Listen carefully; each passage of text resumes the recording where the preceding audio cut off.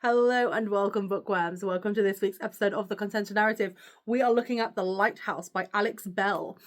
Now, this one I put on my list maybe 2-3 years ago, and I honestly completely forgot about it. And then, bless Michael, for Christmas, he went back through the archives of my Amazon wishlist, because God knows it's long. And he found this one like right at the end, and he was like, oh, I'll give it a go and I'll buy it. And honestly, it is so chilling. It's so disturbing. I thoroughly enjoyed it. So essentially, Jess and Rosie step foot on this haunted island. Well, the island itself isn't haunted. The lighthouse on the island is haunted. And there seems to be someone or something in that lighthouse. It doesn't want to be known. It doesn't want anyone to know about it.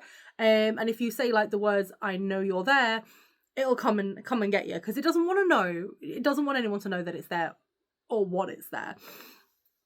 So essentially they're counting down the days, and that, you know, they're doing a little bit of research about the lighthouse because there's not really much else to do on this island. And then Rosie disappears.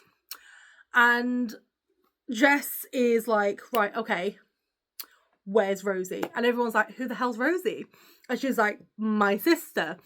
So then she goes on this like epic little sort of like fact-finding mission to try and find Rosie before her dad takes them back off the island and out somewhere.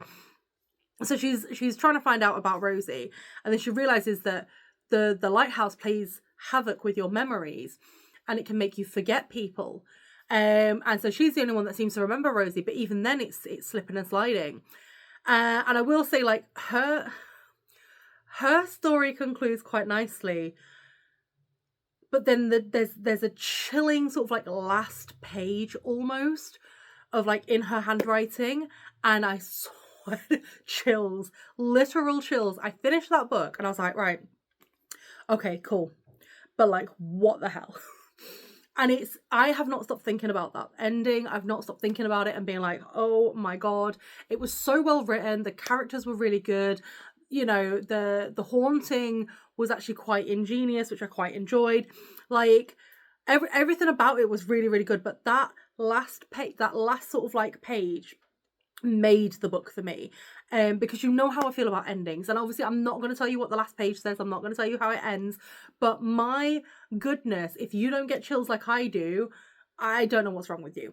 It is sort of a young adult book, but I would definitely say give it a go. It was so good.